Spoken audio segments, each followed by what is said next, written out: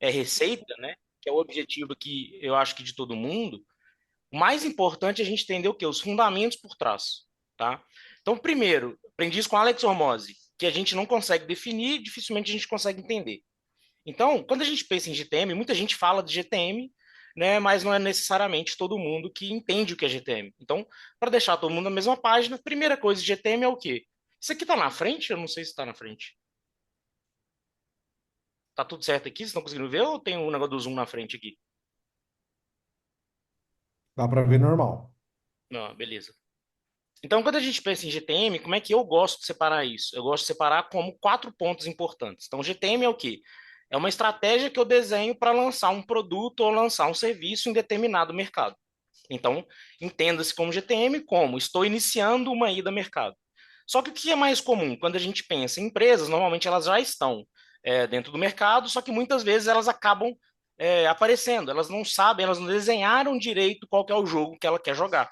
E aí o que a gente vê é um problema muito claro de muitas vezes a pessoa está querendo, sei lá, jogar tênis, só que em vez de ser com raquete, ele está jogando com chuteira. Né? Então, o ponto quando a gente pensa em GTM, quais são os principais quatro pontos que a gente tem de analisar? Um, que é o plano de aquisição, né? Eu gosto de pensar dessa forma. Então, como é que eu desenho meu time de marketing, como é que eu desenho meu time de vendas, como é que eu desenho meu time de CS, e como é que eu estruturo todos para trabalhar em conjunto. Segundo ponto, que muita gente falou, né, que é dados. Então, como é que eu pego essa estrutura ou esse plano que eu fiz de aquisição e eu coloco isso em termos de dados e alinhamento? Então, é quando a gente entra normalmente em um RevOps. O terceiro ponto é entender os indicadores econômicos. Então, o que é entender indicadores econômicos? É entender quanto está meu custo de aquisição, quanto de dinheiro que essa pessoa me traz. Por que isso é importante? Porque isso vai me ajudar a desenhar o melhor plano de aquisição. E por último, e não menos importante, é entender para quem eu vendo. Então, eu vou dar um exemplo real aqui da Winning. Quando a Winning começou, a gente começou no Instagram. Então, assim, em 2, 3 meses, o Rafinha, que é meu sócio, ele era um influencer digital aí. Cara, em 2, 3 meses a gente conseguiu 70 mil seguidores no Instagram. Aí você pensa, pô, isso é massa, né? Quantas pessoas conseguem isso? É pouco. Qual que é o resultado financeiro que isso trouxe pra gente? R$ 0. Por quê? Porque embora o meu público-alvo, obviamente, ele tá no Instagram, quando ele tá no Instagram, ele tá com outra cabeça. Então não é lá que eu consigo trazer o melhor tipo de cliente para mim.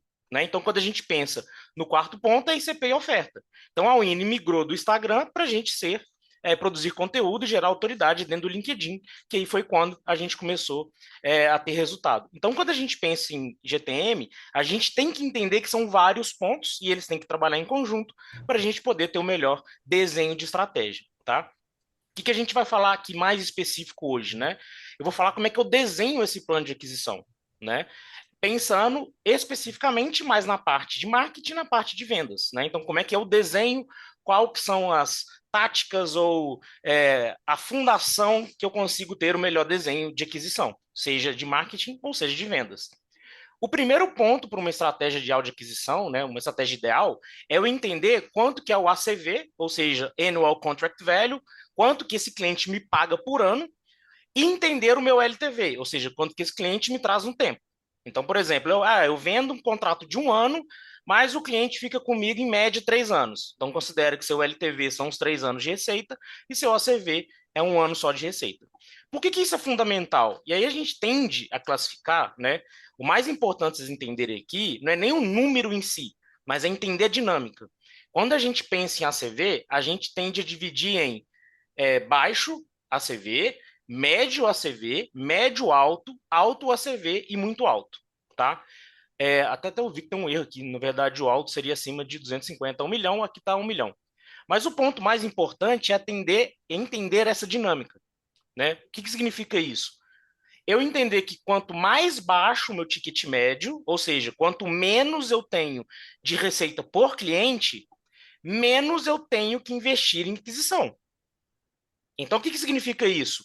Quanto mais para a esquerda eu vou, mais o foco eu tenho que dar em volume e mais a responsabilidade dessa aquisição ela tende a cair dentro de marketing barra produto. Então, aqui a gente fala muito de estratégias de inbound, de estratégias de product-led growth, que é onde o meu próprio produto faz a venda. Por quê? Porque como é um ticket baixo, muitas vezes eles não cabem dentro do meu unit economic uma parte, né, dentro do meu custo, eu ter um time de venda sênior. Então, se o cara está vendendo um ticket de 12 mil por ano, como é que eu vou colocar, por exemplo, às vezes um vendedor que ganha 20 mil reais, que é uma coisa que a gente encontra dentro do mundo de software? Então, no eixo mais à esquerda, o que eu tenho que entender? O meu foco tem que ser em volume, então as minhas estratégias têm que ser de alcance de volume, e o peso normalmente dessa aquisição, ela vai recair mais na parte de marketing produto. Quando eu vou indo para a direita, o que vai mudando? Ao invés de ser foco em volume, eu foco em especialização. E aí eu vou dar exemplos reais de clientes que a gente atende para vocês entenderem essas dinâmicas, tá? Então, assim, do mesmo jeito que eu pensei, eu não consigo ter um vendedor muito caro num ticket baixo, não adianta eu achar que eu vou ter uma venda de R$ 1 milhão por ano, aonde quem vai fazer essa venda é um estagiário que não tem experiência no mercado. Por quê? Porque já é uma decisão de alto risco. Então, quanto mais à direita eu vou, dentro dessa escala aqui, eu tenho que entender que o meu marketing e o meu vendas tem que ser mais focado em especialização, né? Trazendo essa responsabilidade de aquisição, mais com vendas. O outro ponto que as pessoas tendem a ignorar é a complexidade e risco da venda. Então, para eu desenhar essa estrutura de receita, eu tenho que entender se o meu produto ou meu serviço ele tem um baixo nível de complexidade, ele tem um nível médio ou um nível alto. Quais são os fatores que eu levo em consideração para entender isso? Número de pessoas que eu envolvo no processo de venda. Então, por exemplo, eu tenho um cliente que ele tem um ticket de 100, cento e poucos mil reais por ano, mas eles são uma venda B2C. Então, por ser uma venda B2C, ele tem um nível de complexidade baixa. Então, ele tem que entender que ele precisa de um processo de vendas e aquisição mais rápido, mais focado, muitas vezes em volume. Então, quando a gente pensa em complexidade baixa, são três fatores. É quantas pessoas normalmente eu tenho que envolver nesse processo, qual que é o ciclo de vendas médio, e é que a gente tende a ver 2 a 4 semanas ali dentro de B2B, e eu entendo que esse é um processo mais transacional, ou seja, é um risco mais baixo e tem que ser um processo mais rápido. E aí isso vai evoluindo e complicando à medida que eu vou subindo essa complexidade. Então, por exemplo, vou dar o exemplo próprio da HubSpot. A HubSpot deve ter uma complexidade, na maioria das vezes, né, variando ali se eles estão atendendo empresas pequenas, médias ou grandes, mas ela já tem um grau normal de complexidade maior. Por quê? Porque um CRM ou uma automação de marketing, ela tende a impactar em várias áreas diferentes. Então, provavelmente, a HubSpot ela tem essas matrizes, mas já é um processo de vendas mais complexo. Beleza? Quando eu olho esses dois, eu começo a desenhar melhor e entender o jogo que eu jogo. Porque se eu não entendo o jogo que eu jogo, como é que eu faço para ter o melhor desenho? Senão, o que eu vejo que é muito comum? A empresa tem uma estratégia errada e ela tem, por exemplo, um ticket muito alto e ela só faz Google Ads.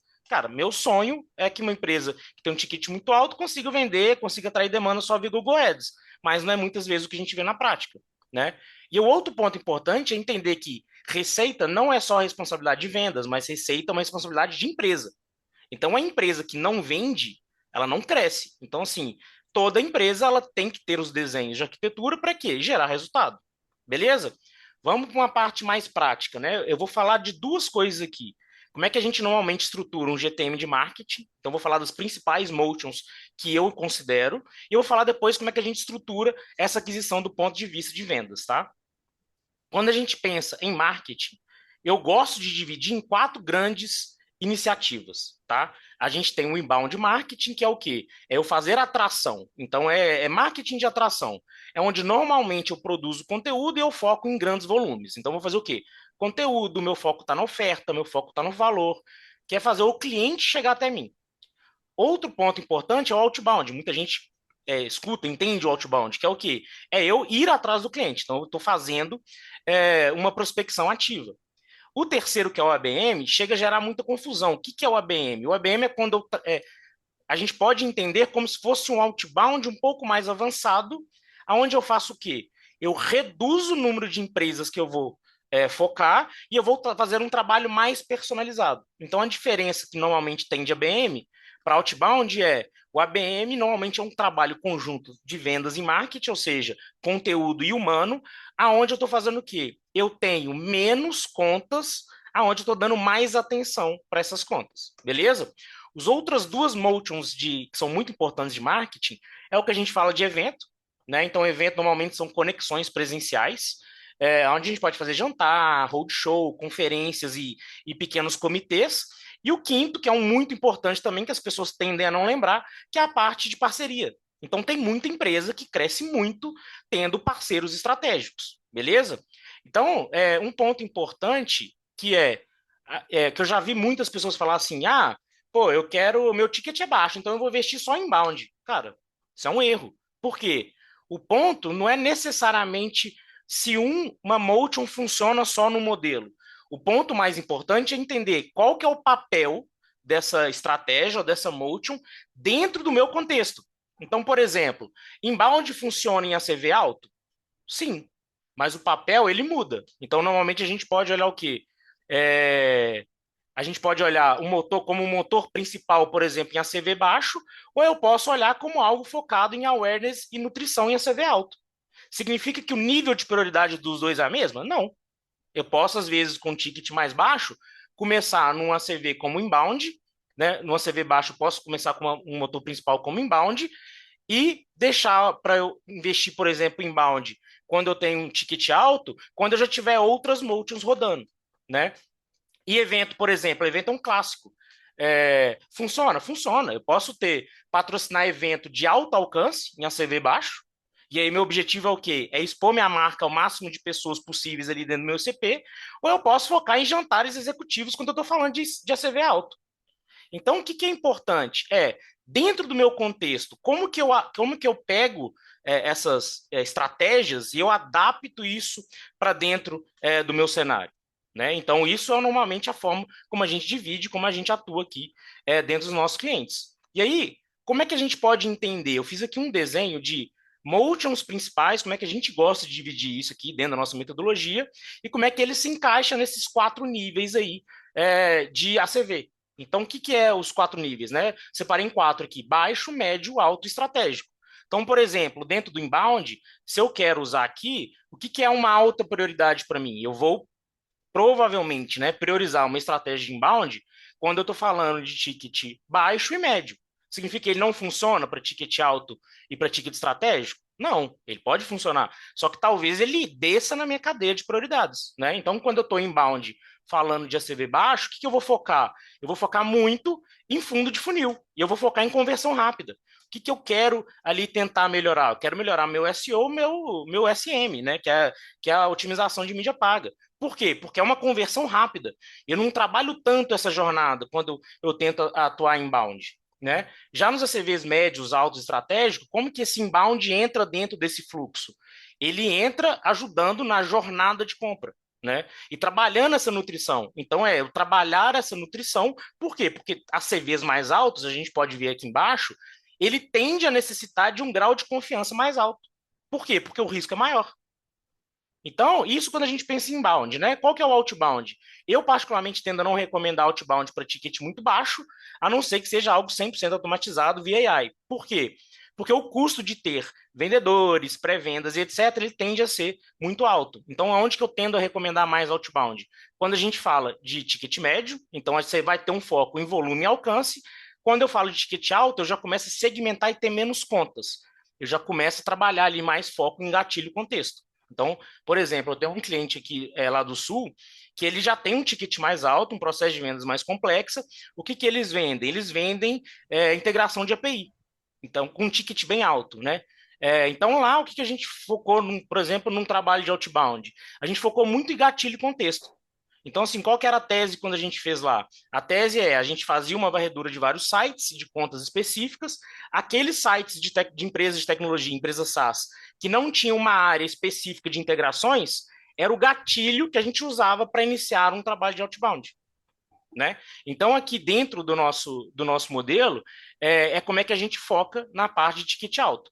Para estratégico, eu tendo a não recomendar, por quê? Porque estratégico já é um ticket muito alto. Então, para estratégico, eu já tendo a recomendar mais, por exemplo, um trabalho de BM. Já no trabalho de BM, que é trabalhar poucas contas, né? O que a gente tende a fazer em ticket alto, a diferença, né, de ticket alto e muito alto é o número de contas normalmente que eu vou trabalhar. Então, ali dentro de um ticket alto, eu foco em poucas empresas, mais ou menos 500 empresas ali.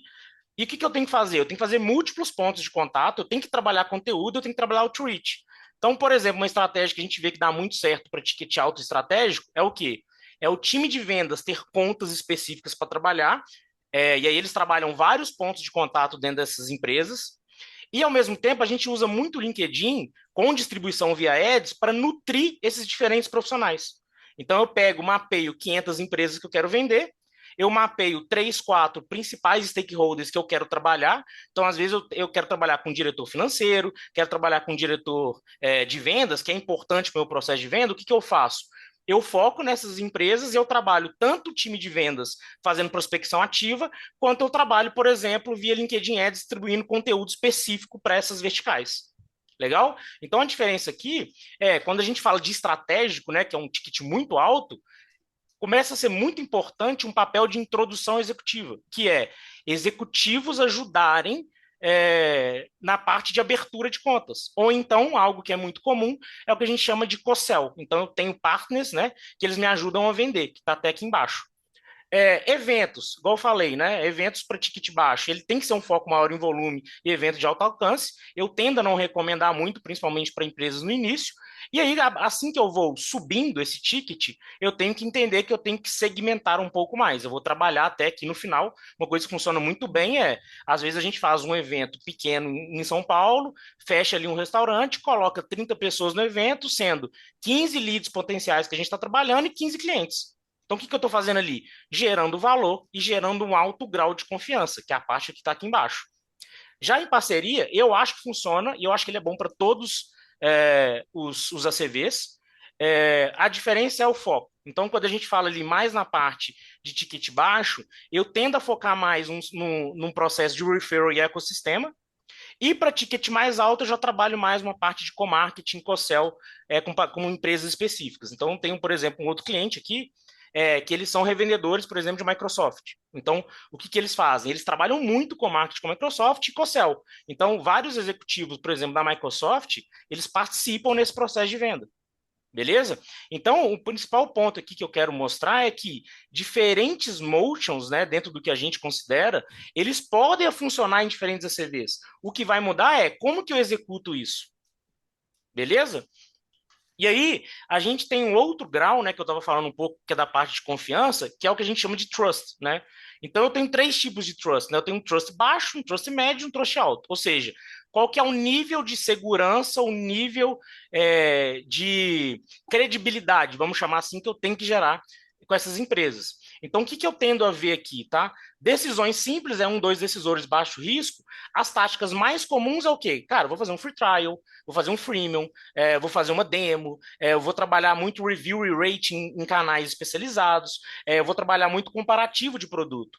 Quando eu vou subindo esse ticket, né, eu vou ali, ticket aqui também em complexidade, né, ou vamos chamar aqui de grau de confiança que eu tenho que gerar. Eu já trabalho coisas mais específicas, então eu trabalho muito case study, detalhado, eu trabalho calculadora de ROI, eu trabalho webinar com cliente, eu trabalho webinar com parceiro, que é muito do que a gente está fazendo aqui, é a lógica de gerar trust, né, no nosso potencial ICP. Eu trabalho muito por prova vertical, eu tendo a segmentar um pouco melhor, porque o cara aqui que está contratando uma solução mais complexa, um ticket maior, ele quer entender o que você já conseguiu resolver com clientes parecidos. Entende? Porque é isso que gera a autoridade com ele. Quando eu falo de trust alto, né? O que é muito comum? Eu trabalho com referência de executivo, eu contrato um cara do próprio mercado, eu trabalho muito com piloto, com POC, então eu provo para esse cara na prática que eu consigo entregar resultado para ele, né? Eu trabalho mais uma parte estratégica e eventos exclusivos. Então, quando a gente começa a entender o, o esporte que a gente joga, fica muito mais fácil da gente começar a entender essa dinâmica de receita. E lembra que aqui eu não estou entrando nem canal, né? Se a gente for entrar em canal, ainda entra outra complexidade, mas eu entendendo essa dinâmica aqui, eu já estou num passo muito mais importante de eu conseguir alinhar a minha máquina de aquisição. Um ponto importante, pessoal, é o que empresa grande faz? HubSpot tem dinheiro infinito, os caras são gigantes. Cara, eles devem ter todas as motions com várias pessoas olhando e várias estruturas. Agora, o que eu normalmente recomendo para empresas menores ou que não tem tanto investimento ou não tem tanta maturidade? Cara, 70% do seu investimento foca em uma motion principal. Então, pega aquela que você acha ou que já está te dando sinais que vai te dar mais receita. Foca nela. Pega 20% e roda uma motion secundária. Por quê? Porque uma impacta na outra. Eu tenho cliente, por exemplo, na Wini, que eu conheci no evento, o cara foi nutrido pelos nossos e-mails, pelo inbound, ele foi impactado pelo meu LinkedIn via ads, com 72 touch points, e ele converteu no final numa automação de LinkedIn, onde eu estava fazendo social selling. Então, assim, eu conheci ele como? No evento. Mas ele foi nutrido e ele avançou nessa jornada como? Através do inbound. Beleza? E aí eu gosto de falar, cara, deixa 10% aí do seu budget, do seu esforço, para você testar coisas novas. Porque às vezes você vai testar uma iniciativa nova dentro daquilo ou daquele motion que já funciona, que talvez vai ser o que vai te ajudar a catapultar esse resultado. Beleza? Então eu vou falar do marketing da Winning, né? Como é que a gente estrutura isso para gente? Cara, o nosso desenho aqui é esse. O meu ACV ele é médio-alto. O meu grau de confiança que eu tenho que gerar, ele é médio-alto, porque é muitas vezes um projeto ou um plano que muda muito do processo da empresa. E quais são os dois motores primários, né, que a gente tem? O nosso primário é inbound, onde eu trabalho muito esse LinkedIn, tá? Então eu entendi que no nosso caso não adianta eu trabalhar blog. Eu não ia chegar no público que eu quero. Então o que que a gente construiu? A gente construiu uma máquina muito forte de LinkedIn, onde a gente consegue distribuir e alcançar muita gente. Esse é o motor primário da Winning Sales. Qual que é o motor secundário? Evento. Então, o que que eu faço muito? Eu faço muita palestra, eu faço muito masterclass, eu participo de muitos eventos, por quê? Porque é onde meu público está, com cerca de 20% do esforço e do investimento da Winning. Então, aqui, ó, trouxe um exemplo real para vocês poderem ver. Ó, distribuímos muito conteúdo, então aqui, mais ou menos em 90 dias, eu tenho 1 milhão de impressões, e eu recebo aqui um exemplo, né? Lógico que isso aqui é muito raro, tá, pessoal? Não é, postou conteúdo, o cara viu e converteu. Não, esse cara aqui provavelmente foi nutrido ao longo de muito tempo. Mas o que que acontece que é comum? As pessoas convertem. Então, aqui, um CEO founder de uma empresa, eu tampei aqui para não mostrar quem que é, ele falou, ó, vi seu post sobre mecânico piloto. Estou exatamente com esse desafio na empresa. O que que eu faço? Eu uso isso para iniciar uma geração de demanda. Só que eu não espero só as pessoas virem ativamente para mim, eu trabalho todo o inbound. Então, eu trabalho conteúdo, eu trabalho, por exemplo, web, igual a gente está fazendo aqui, eu trabalho material rico, eu trabalho guias. Por quê? Porque a minha força principal e a minha motion principal dentro da nossa metodologia, ele é o inbound. E 20% do tempo a gente está o quê? Palestra, evento exclusivo, evento fechado e evento com parceiros. Beleza? Então, marketing, a gente cobriu mais assim da parte estratégica e tática. Eu vou entrar um pouco mais em vendas, tá? Como é que a gente estrutura vendas e como é que é a dinâmica dessa parte de vendas, né? E como é que ela está alinhada ali dentro da parte de marketing. Então, o importante de vendas é entender que vendas tem que trabalhar em conjunto com marketing, né? A gente pode expandir isso aqui que eu estou mostrando para a CS também. Pelo tempo recluso que a gente tem aqui, eu estou focando mais na parte de vendas e de marketing, mas o CS ele segue uma dinâmica parecida, tá? É, e aí, quando a gente pensa em vendas, eu enxergo 4 motions principais, tá? E como é que eles funcionam? A CV baixo, você tem normalmente 2 opções. Ou você vai fazer um self-service, essa pessoa, ela compra sozinha, ela converte sozinha, né? Então, por exemplo, vou pegar o caso mais extremo de CV baixo, e-commerce. E-commerce, muitas vezes o cara vai, escolhe o produto dele e compra sozinho. Por quê? É porque eles vendem pouco? Não, eles vendem muito, mas o ticket médio muitas vezes é baixo, né? O valor que esse cara traz no ano, ele pode não ser um valor grande, tá? Ou a gente trabalha com o que a gente chama de sales assist, que é o vendedor ajudando a acelerar o processo de compra, né? Então adianta eu em ACV baixo, eu contratar um account executive que eu vou pagar 30 mil reais para ele? Cara, não, porque a conta não fecha. Beleza? Quando a gente pensa em ACV médio, o que é o mais comum? A gente pensar numa estrutura de inside sales, ou seja, vendas interna. Qual que é o objetivo de inside sales? São 2 pontos importantes. Qualificação forte, que é normalmente a gente tende a ter um pré-vendas, né? Que é um SDR, um BDR, e eu tenho um account executive que é focado na parte de conversão. Beleza? Quando eu vou subindo esse ACV, o que que eu costumo ver aqui, tá? E o desenho que a gente costuma ter que tem um melhor resultado. A gente trabalha mais um field. O que que é field aqui, tá? Pode ser vendas presencial, então é mais visita cliente, mas não necessariamente eu preciso ir visitar o cliente. Significa que eu tenho um high touch, ou seja, aquele vendedor ele tem um nível maior de experiência e de conhecimento daquele setor, Por isso ele consegue fazer uma venda mais assertiva com esse cara que precisa de uma confiança maior. Beleza? Como que é normalmente a estrutura, né? Eu tenho, nesse caso aqui, por ser uma venda mais complexa, eu tendo a ter, junto com o vendedor, o que a gente chama de sales engineer, ou de um especialista, quando ele é necessário. Então, muitas vezes, eu quero vender, sei lá, CRM, um ticket alto para uma empresa. Só que o cara, às vezes, tem 4, 5 sistemas legados que ele vai ter que integrar com o CRM dele. Se eu for esperar que o vendedor consiga fazer tudo, ele consegue vender, consegue fazer levantamento técnico, cara, eu não vou achar esse cara no mercado. Então, normalmente, a gente começa a segmentar para ter um apoio de sales engineer. Nesse ACV alto, qual que é o ponto de atenção? Eu já vi funcionar SDR e BDR para gerar demanda, mas eu já vi também isso só aumentar o custo e não gerar resultado. Então, esse ACV alto, ele tende a ser meio complexo de definir se você vai ter um pré-vendas ou não. Tá? Eu já vi os dois tipos de operação e aqui depende muito do mercado. Quando a gente pega em ACV, aqui está até alto de novo, mas seria estratégico, tá? Tem um errinho aqui. O que a gente costuma ver? Uma estrutura parecida, só que aqui, ticket muito alto, eu costumo vender em parceria, seja com executivos do mercado, ou seja, com empresas parceiras que já trabalham integrações e já trabalham dentro dessas empresas. Tá? Eu tenho aqui, por exemplo, um cliente nosso, que o ticket médio dele é 120 mil reais mês. E o cara vende só para grandes bancos. Esse cara, não adianta ele achar que um estagiário júnior vai conseguir fazer uma venda para esse diretor de tecnologia. Então, o que ele faz? Ele tem gente muito sênior, os sócios participam do processo de venda e, ao mesmo tempo, ele tem um time de ecossistema de parcerias muito importante. Beleza? Então, aqui nesse caso que eu estou falando, é o cara que tem ali 150 mil por mês. O MRR dele é 150 mil. Beleza?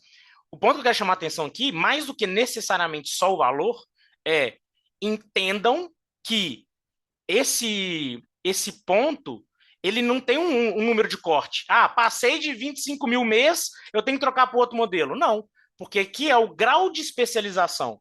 É quanto esse vendedor ou quanto esse pré-vendas, enfim, essa estrutura, ela é especializada. Então, quanto mais alto, tendo a ter que especializar mais. E aí, o que a gente vê de estrutura típica que eu falei, né? ACV baixo, ou normalmente não tem vendedor, ou normalmente eu tenho o que a gente chama de onboarding specialist, que é o quê? O onboarding especialista, ele é muito mais um papel de onboarding, de ajudar o cliente que está testando o produto a implementar, do que necessariamente vendedor. Ou eu tenho um inside sales quando o ticket começa a subir um pouco. Mas é basicamente, né, aqui dentro dessa estrutura, é uma estrutura ali de venda mais rápida. Eu tenho que entender que é um ticket baixo, eu tenho que vender para esse cara em uma, duas reuniões no máximo. O ACV começa a subir, eu já começo a separar um pouco melhor. Aqui a gente tende a ver um resultado bom quando eu separo em pré-vendas e vendas, né, que é esse ticket aqui médio. Porque o pré-vendas qualifica e agenda, né? Então é foco em eficiência, e o account executive ele faz o close final. A CV alto, é o que eu falei para vocês antes. Eu começo a ter, por exemplo, um account executive mais sênior, que ele tem como responsabilidade orquestrar e negociar. E eu tenho um papel muito importante do que a gente chama de Sales Engineer ou Solutions Consulting, que é o quê? É muitas vezes quem ajuda a fazer o requisito técnico. Eu quero vender um produto que integra com vários softwares. Eu preciso de alguém técnico suportando o time de vendas. Beleza? E aqui, às vezes, eu já vi também funcionar, igual eu falei, aqui é meio complexo saber o exato, mas aqui eu já vi funcionar, por exemplo, o BDR Enterprise, né? Ou um BDR mais sênior para poder ajudar a gerar essa demanda. No ACV estratégico, o que eu faço? É um account executive, normalmente Enterprise, é um cara bem sênior. Ele tem o Solution Engineer também e o Solution Consulting, só que aqui entra muito esse papel que é muito importante do partner.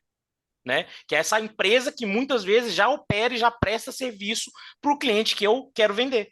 Então, um caso lá da empresa que eu falei para vocês que tem um ticket médio de 150 mil, 120, 150 mil por mês, grande parte importante do processo deles de venda são esses partners que já estão dentro do cliente, atendendo com outras soluções. Então, o que acontece agora com o funil, né? Vou passar um pouco mais rápido por causa do horário. O ticket e a complexidade tendem a impactar em como eu estruturo esse funil. Então, o que eu trouxe para vocês? Eu trouxe 3 exemplos básicos que se você implementar isso, cara, você já vai ter 80, 90% do seu processo de vendas assertivo. Que é o quê? Vendas low touch, né? Ou aquele ticket baixo. O que eu tenho que ter? Eu tenho que ter agilidade e velocidade. Então eu tenho que ter no máximo uma, duas etapas, que é muitas vezes na mesma reunião eu vou fazer diagnóstico e proposta.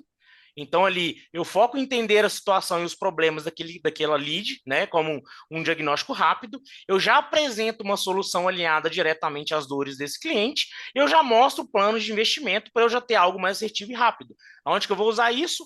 Nos tickets menores, onde eu preciso de agilidade. Beleza? E aqui eu tenho critérios de saída, né? São coisas de estrutura de CRM. Na etapa 2, cara, o cara passou por isso, ou ele compra aqui, ou eu marco dois follow-ups estruturados no máximo. Por quê? Porque eu tenho que entender que isso aqui é otimização e velocidade. Não adianta eu ficar 3 meses conversando com um cara que vai me pagar R$ 200 por mês. Por quê? Porque a conta não fecha. Não faz sentido. Eu tenho que mudar a minha estrutura. Talvez eu estou jogando lead para time de vendas que ele não foi bem trabalhado para o marketing antes. Ou talvez eu estou trabalhando em CP errado. Agora, se você tem um ticket baixo, se tem um processo de venda que demora 40, 60 dias, cara, ponto de atenção. Provavelmente alguma coisa no seu desenho de receita está errado. Beleza? Aqui no Vendas Mid-Touch, vou passar um pouco mais rápido, mas basicamente o que a gente tende a fazer é dividir essa etapa em duas. Então, na primeira, a gente tende a focar numa parte de diagnóstico e educar sobre o problema, ou como é que eu resolvo esse problema dele. Daqui para a próxima reunião, eu já alinho decisor, quem que precisa ser envolvido, eu já trago os decisores para uma apresentação de proposta. Normalmente é uma etapa estruturada, onde eu vou mostrar ROI, eu vou mostrar payback, vou mostrar ganho de eficiência, para ou o cara fecha nessa reunião, ou ele vai fechar com um follow-up ali em torno de 1, 2 semanas no máximo. Aqui eu já estou mirando ali como é que chama? Um ciclo médio ali em torno de 45 dias, 40 dias no máximo, tá? E eu tenho vendas high touch. Então, o vendas high touch, o que eu faço? Eu segmento melhor e eu passo mais tempo dentro de cada etapa. Para quê? Para eu ter mais alinhamento executivo. Porque muitas vezes aqui eu tenho que vender para 5, 6 pessoas diferentes dentro da empresa. Né? Então, o que a gente tende a colocar de etapas estruturadas, tá? É uma etapa de diagnóstico, uma etapa de solução, uma etapa onde eu comprovo o valor do meu produto, que é o que a gente chama muitas vezes de POC, ou de Proof of Value, para depois eu vir para uma proposta comercial com business case, quando eu já cumpri todos os objetivos para trás. Beleza? Por que a gente separa em mais etapas? Porque eu controlo melhor o processo de decisão. O que é muito comum, que eu vejo muito de erro aqui em empresas? O cara vende um ticket alto e ele entrega tudo em uma reunião só, onde ele não tem contexto, não mapeou o processo de compra, conversou com uma pessoa só. O que acontece? Follow-up eterno. Nunca vai vender. Por quê? Porque é uma venda que precisa de um nível de especificidade maior. Beleza? Quando a gente olha agora esses dois eixos, o que a gente costuma ver, né? E aqui, de novo, não existe só uma motion, a gente pode ir alterando e modificando, só que a gente tende a ver que marketing, vendas aliado em ACV baixo normalmente o cara vai focar em inbound, ele vai focar em partnership, né? Dentro de ecossistema, vendas vai ser self-service ou sales assisted. O ACV médio já pode funcionar aqui inbound, outbound, pode funcionar outras estratégias até partner. E dentro de vendas aqui eu tento, nesse ACV médio, eu tento ter um inside sales focado em qualificação forte e proposta. A CV alto, eu vou basicamente dividir o número de contas que eu quero vender. Então, aqui, uma estratégia BM barra evento para normalmente 500 contas por ano, que eu vou segmentar, eu já vou ter um trabalho ali bem mais estruturado de venda, com field high touch. Isso, igual eu falei, a CV estratégica, o que muda? Menos empresas e mais especificidade ainda. Aqui, para 50 empresas, eu tenho que pensar assim, cara, eu tenho 50 empresas, eu não posso queimar essa oportunidade. Não adianta eu mandar e-mail genérico, não adianta eu mandar spam. Cara, se eu souber o nome do filho do diretor que eu quero prospectar e eu der um presente para ele, cara, vai aumentar minha chance. Por quê? Porque é especificidade. Beleza? E aí, um exercício final aqui, o que vocês podem fazer para entender um pouco dessa dinâmica de vocês interno? Cara, vê 4 pontos. Primeiro, qual que é o meu ACV real, né? Quanto que esse cara me dá por ano? Pega os últimos, sei lá, 20 deals fechados. E desses 20 deals fechados, entende qual que é o valor médio anual. Né? Como é que isso vai definir um dos seus principais fundamentos, que é quanto que eu posso gastar em aquisição.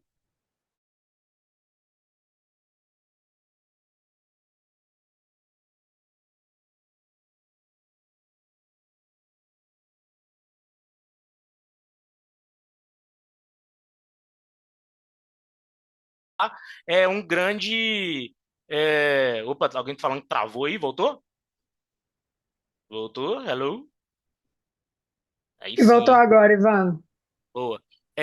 Nível de confiança. No final, entenda qual motion te traz mais demanda. Então, assim, eu já tenho maturidade de alguma motion, eu consigo expandir o resultado dentro dela ou já está na hora de criar uma nova? Mas sempre entendam, cada vez que eu vou para uma motion, tem que ter uma estrutura adequada, porque não adianta eu fazer um pouco de tudo. A chance é que eu não vou ter resultado em nada. Beleza? E o último ponto é alinhamento de marketing e vendas. Cara, alinhamento de marketing e vendas, se o seu time de marketing, seu time de vendas não tem ritual para trabalhar em conjunto e não tem meta em conjunto, vai dar merda. Porque um vai ficar jogando a culpa no outro. Quem nunca viu isso? O vendedor fala assim: ah, eu não estou vendendo porque as leads são uma bosta. Aí o marketing fala: não, eu gero lead boa, é o time de vendas que é uma bosta. Então, cara, quer reduzir atrito entre áreas? Bota os times para trabalhar em conjunto. Bota eles para fazer uma reunião semanal. Se você é do marketing, você é de vendas, cara, marca a reunião com o cara que é seu par, trabalha em conjunto. No final do dia, todo mundo quer o melhor resultado. Beleza? Trabalha esses 4 pontos aqui, que eu já acho que é um caminho aí muito bom para vocês poderem estar entendendo essa estrutura. E aí depois vocês vão ver, vou investir em LinkedIn, em Google. Isso tudo vem depois. O mais importante é vocês entenderem esse desenho de receita. Beleza? Então, minha parte é isso. Pessoal, muito obrigado. Podem fazer perguntas. O que eu conseguir ajudar vocês na parte final, vocês podem contar comigo. E aí, a gente vai mandar agora, acho que o primeiro NPS, para vocês poderem responder. Quem responde o NPS já recebe depois o material que a gente está apresentando aqui. Show! Ivan, muito obrigada por trazer toda essa expertise aí pra gente. Eu aprendi um montão. Eu vi que ali no chat deu uma polêmica ali sobre motion, se a BM era motion ou não. O chat bombou aí durante a apresentação. Tem várias perguntas também. O Massa. Ivan vai estar olhando aí as perguntas, vai estar respondendo algumas pelo chat, mas também várias vão estar no nosso espaço de perguntas e respostas no final. Reforçando sobre o NPS, Só um gente. pontinho aqui, Claro. Paula. Abriu o NPS, não tá dando para votar aqui, porque apareceu para mim também. Eu acho que é o povo, o pessoal tá falando isso também, ó. Não está permitindo votar? No bloco um. Aqui deu certo, vamos verificar. Gente, muito importante também sobre o NPS, eu acho que agora está funcionando. Como vocês perceberam, a gente tem vários Ivans aqui, alguns conseguiram trocar o nome ou não para a gente identificar exatamente quem que está aqui na sessão com a gente. Mas no NPS tem um espaço para vocês colocarem nome e e-mail. Isso ajuda a gente a assegurar que a gente sabe quem é que está aqui na sessão, a gente vai enviar o conteúdo para as pessoas certas e fazer o segmento com vocês, tá? A gente acabou de mandar esse NPS, não se preocupa, vai ter mais NPS durante essa sessão também, tá? Então, Malu, com você aí, para você explicar para a gente um pouquinho do RevOps da HubSpot. Maravilha. Pessoal, vocês conseguem ver minha tela? Eu passei a semana em apresentações, já compartilhei algumas Sim, tá dando, incorretamente, então Malu. só um post-check para todo mundo. Perfeito. Maravilha. Pessoal, quais são os meus objetivos hoje? Primeiro, desmistificar um pouco as operações de RevOps da HubSpot. Acho que eu tenho a oportunidade de participar de muitos eventos com clientes, prospects. Eu acho que existe toda uma, digamos, uma mitificação de como a gente opera numa empresa com 8 mil mais funcionários. Então, quero trazer um pouquinho para vocês do que a gente faz, de uma forma que seja aplicável para todo mundo, né? Eu acho que muito do trabalho de RevOps é simplificar a geração de valor, né, para a empresa e fazer isso de uma forma escalável. Então, meu objetivo hoje é compartilhar um pouco de como a gente faz isso dentro da HubSpot. Antes de começar, eu queria perguntar, eu sei que nós temos uma audiência super diversa, mas se vocês puderem compartilhar comigo no chat, quem aqui tem que reportar de alguma forma sobre os resultados de vendas da empresa em que trabalha? Ou só um sim no chat. Excelente. Maravilha. Então, esse é o pessoal que essa última semana do mês está passando um aperto, né? Entendo vocês, estão na mesma. E para o pessoal que respondeu sim, de zero não, de 1 a 5, quão confiantes vocês estão em dizer agora? Se alguém perguntasse, mandasse um e-mail para vocês agora, quando que a gente vai fechar esse mês? De 1 a 5, quão confiante vocês estariam no resultado que vocês vão passar? Ui, fazendo uma conta de pagaria aqui, eu acho que a nossa média, a nossa média seria alguma coisa em torno de 2,5, talvez 2,7 fazendo. Agora a média subiu um pouquinho. E aí eu acho que seria legal também, eu vou acompanhar o chat aqui, por que vocês deram a nota? O que falta para vocês chegarem num 5? Eu vejo um, infelizmente. O que está faltando para vocês entenderem ou chegarem no nível maior de convicção? Venda seguir o processo, a gente vai falar muito sobre isso, Diego. Visibilidade e automação, Daniel, também. Previsibilidade da conversão, excelente ponto.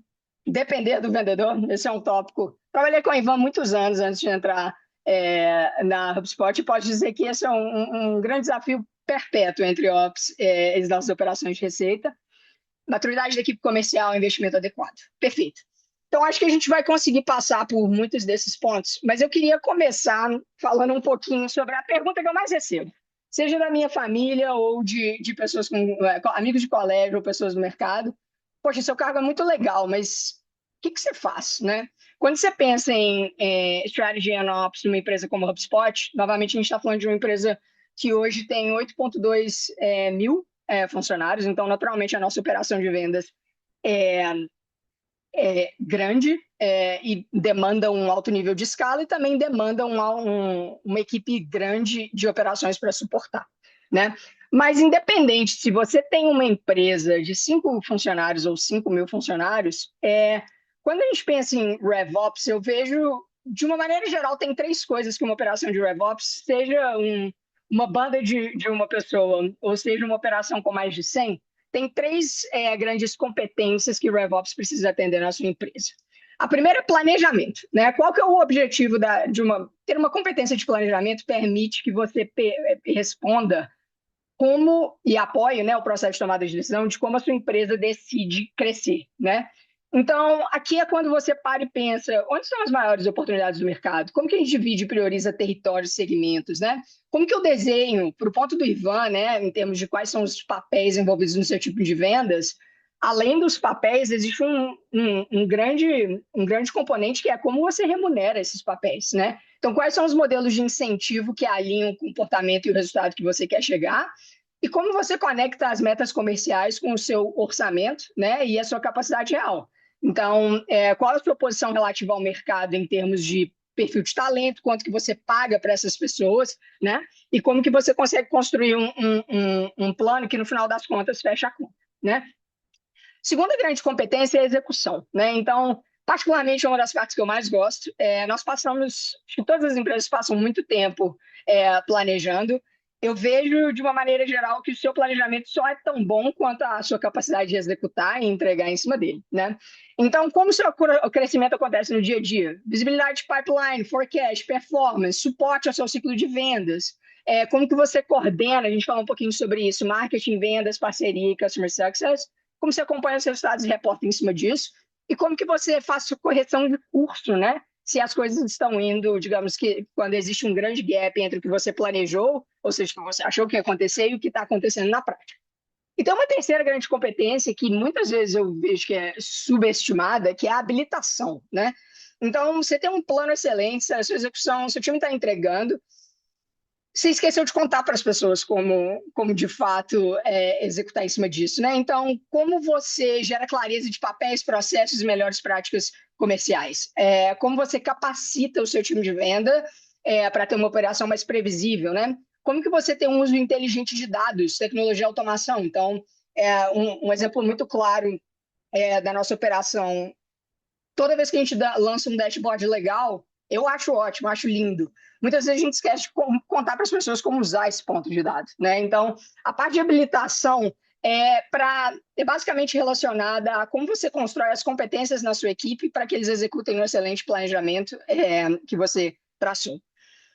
Essas etapas, pessoal, não é que elas acontecem em um determinado período de tempo, acho que seriam 3 grandes competências. Hoje eu quero falar com vocês um pouquinho sobre execução, né? Não é que uma etapa é mais importante que a outra, mas quando você está falando de uma organização de vendas, como eu mencionei, o seu plano só é tão bom quanto a sua capacidade de executar, né? E na HubSpot, nós levamos a execução muito a sério.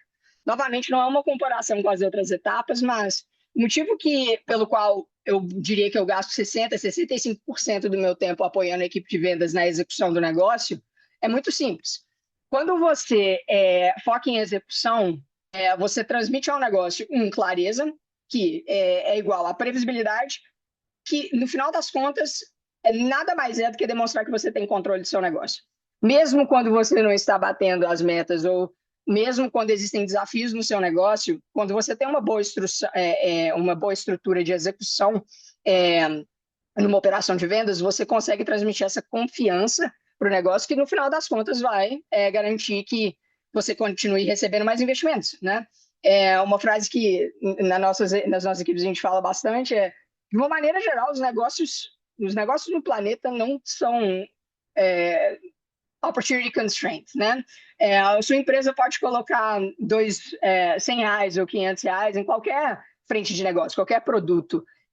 Porque eles escolhem a sua operação de venda especificamente, vai estar muito relacionado ao seu controle do seu negócio, né? O que eu quero conversar com vocês hoje? Temos uma operação de vendas complexa, mas as coisas que tornam, eu diria que o nosso sucesso está muito atribuído às coisas simples que nós fazemos muito bem, né? Então, a sua competência de execução está diretamente relacionada aos processos que você seta e quão simples você torna para as pessoas segui-los, né? Então, quando a gente pensa numa operação de vendas e seus ops, quero compartilhar com vocês um pouquinho sobre 2 grandes pontos que eu diria que fazem parte juntos talvez correspondam a mais de 50% do tempo que eu gasto hoje com a nossa liderança sênior de vendas. A primeira delas é a gestão de pipe. O que é isso? Para muitas pessoas, né, nessa chamada, sei que deve soar bem familiar, né? Quando a gente foca em fazer uma gestão de pipe bem, a gente está falando de todas as funções que usam o CRM da mesma forma, né? Um motivo muito simples. Se vocês mencionaram que dados é um grande desafio, né? O nosso foco em ter uma gestão de pipeline estruturada nada mais do que ter um interesse em ter uma estrutura de dados confiáveis, né? Então, você não consegue ter previsibilidade sobre o seu negócio se a gestão do seu pipeline é feita de forma diferente para cada um dos negócios, né? Uma pergunta que eu sempre gosto de fazer quando eu estou apresentando esse conteúdo HubSpot, uma empresa muito grande, acho que podemos concordar, mais de 8 mil funcionários. Quantos pipelines de vendas vocês acham que a gente tem? Chutes. 4, 1, 2, 5, 4, infinitos.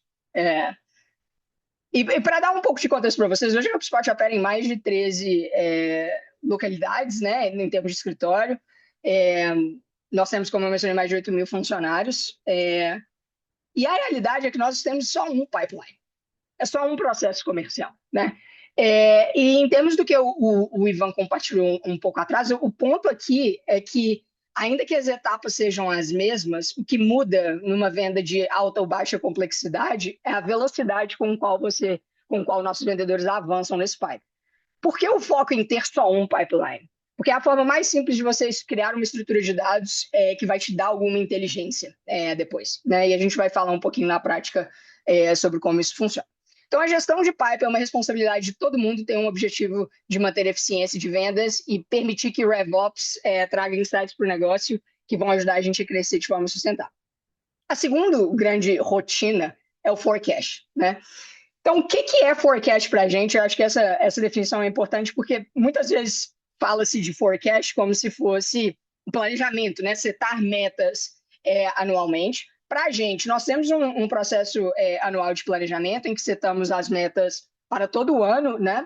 Forecast tem muito mais a ver com a estimativa de receita a ser fechada em um determinado período. Nós temos um foco gigante no mês atual e também tentamos trazer uma perspectiva dentro do mesmo trimestre e ano. Por que essas cadências? Acho que o ano é muito no espírito de como que eu posso antecipar os meus problemas antes que eles cheguem, né? Então, quando a gente faz o forecast da nossa receita em nível de ano, está muito mais pensando em quais foram os componentes do nosso planejamento que podem estar indo um pouco contra ou diferente, está indo diferente de como a gente planejou e como que isso pode impactar a gente lá na frente. Um exemplo muito simples. Digamos que um determinado time tinha um planejamento de contratar 10 vendedores no primeiro trimestre. Chega em março e a gente não contratou, é muito difícil que eu alcance as metas especificadas em dezembro, né? Porque você já perdeu um trimestre treinando essas pessoas. Então, quando a gente está falando de forecasting num prazo, num período de tempo um pouco mais longo, tem muito a ver com o que você planejou e o que está acontecendo de forma diferente. Quando a gente pensa em forecast dentro do mês, dentro do trimestre, tem muito a ver com a sua posição de pipeline, né? Então, aí é que entra em jogo toda a discussão em relação à execução. E eu quero compartilhar com vocês um pouquinho sobre como a gente faz isso na prática, né? O objetivo aqui é muito simples. O objetivo de fazer um forecast dentro do seu mês e dentro do seu semestre não é ter uma acurácia alta. É você conseguir corrigir os problemas antes que eles cheguem, né? Então, vamos supor que, poxa, é a primeira semana de fevereiro. O Brasil é um excelente exemplo todos os anos. Tem uma coisa que acontece só no Brasil todos os anos, que é levemente disruptivo no mercado. Esse negócio chama carnaval, né? Então, todos os anos, em fevereiro, nós paramos e pensamos, nós já entendemos que existe uma sazonalidade no negócio em que na terceira ou segunda semana nós vamos ter uma parada. O que a gente pode fazer para criar o pipeline hoje que a gente vai precisar na quarta semana, né? Então, esse é o objetivo de pensar no seu forecast de vendas numa ótica ou numa lente de execução. Não é ter, ainda que eu goste muito de ter uma acurácia alta no forecast, o mais legal é quando você dá digamos, uma previsão no começo do mês para que o final do mês não vai ser tão bom e o seu líder de vendas consegue virar isso, né? Isso é um indicativo de que a parceria entre RevOps e vendas está funcionando bem. Os comentários de ainda estou impossível ter apenas um pipeline, é verdade, nós temos Paula, Letícia, podem me manter honestas aqui, mas de verdade foi quando eu entrei na HubSpot foi um grande, digamos, uma grande surpresa para mim também, e no final das contas tem a ver com estruturar um processo comercial que é focado no seu cliente e não em você, né? Muitas vezes você acaba criando um processo comercial que tem mais a ver com o que você precisa do cliente versus o que você precisa gerar de valor para o cliente. Então, por isso que nós unificamos o nosso. E eu acho que um segundo ponto para uma pessoa, sendo uma pessoa de dados, a complexidade de gerenciar 10 pipelines em escala é inacreditável. Então, essa estrutura permite que tenhamos uma operação que é previsível, né? Então, como que isso acontece na prática, né? Então, eu diria que existem 4 grandes etapas. Elas tendem a acontecer em sequência, mas é um grande rinse and repeat. Então, a gente faz isso a todo momento, né? Mas como você chega nessa estrutura? Primeiro ponto, e a gente vai passar por como a gente faz dentro de cada um deles. Primeiro ponto é a padronização do CRM, né? Então, falando um pouquinho sobre pipeline e input de dados, né? Se você não tem um time de vendas alinhado sobre como usar o CRM, os seus dados nunca vão ser confiáveis. É simples assim, né? Então, eu já tive, antes de trabalhar na HubSpot, eu implementava o HubSpot para operações de vendas e eu diria que 9 de cada 10 clientes vinham com um problema parecido com: eu tenho 2 campos no meu CRM hoje, um é nome e o outro é name, né? Você nunca vai conseguir. Se você não unificar essas coisas, pode parecer muito pequeno, né? Quando avaliado de forma isolada, mas se você está tentando olhar para esses dados de forma agregada, vai ser muito mais difícil você chegar numa estrutura de dados que você tem confiança, né? E você pode colocar o seu nome, assinar que de fato é previsível. Então, padronização do CRM é um ponto número 1, vou mostrar para vocês como que a gente faz. A segunda é entrada e manutenção. Acho que alguém mencionou no chat que um dos grandes desafios é depender do vendedor para atualizar o forecast, né? Ainda que é de fato um grande desafio, não estou minimizando de forma nenhuma, mas a gente passa muito tempo na HubSpot tentando entender como minimizar a margem de erro. E eu vou mostrar para vocês um pouquinho sobre como a gente faz isso. Porque no final das contas, ter um input do seu time de venda significa você ter um input de quem está mais próximo do seu cliente, né? Então, o ideal dos 2 mundos é que você consiga acompanhar, ter todo mundo preenchendo, né? Mas de uma forma que você possa confiar e de uma forma que as pessoas não esqueçam, né? Mas é um grande desafio. Eu acho que o grande objetivo é que você consiga fazer isso de uma forma que seja, digamos, um compromise para todo mundo. É um meio a meio, é um ganha-ganha. O terceiro grande ponto, e aqui eu diria que hoje meu time gasta 60% do tempo deles na semana focado para execução nisso, é uma análise de pipe, né? Então, monitorar constantemente o seu pipe para identificar riscos e oportunidades. A gente vai passar sobre como olhar para isso de forma agregada e de uma forma preditiva também.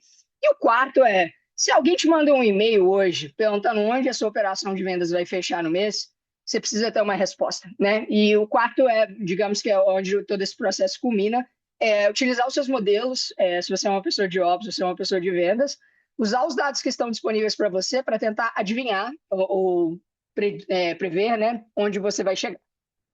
Então, vamos falar um pouquinho sobre como isso acontece na prática, né?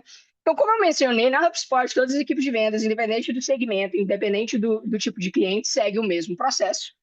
Todo o processo de vendas acontece em um único sistema. Vou deixar vocês adivinharem qual mas eu acho que o pessoal do marketing que pode mandar um link depois, caso alguém tenha interesse, né? Mas, naturalmente, o nosso processo de vendas acontece dentro do Sales Hub hoje. E as nossas definições de etapa e forecast são padronizadas para todos os negócios. Recentemente, nós lançamos algo internamente que esse processo é até automatizado agora. Então,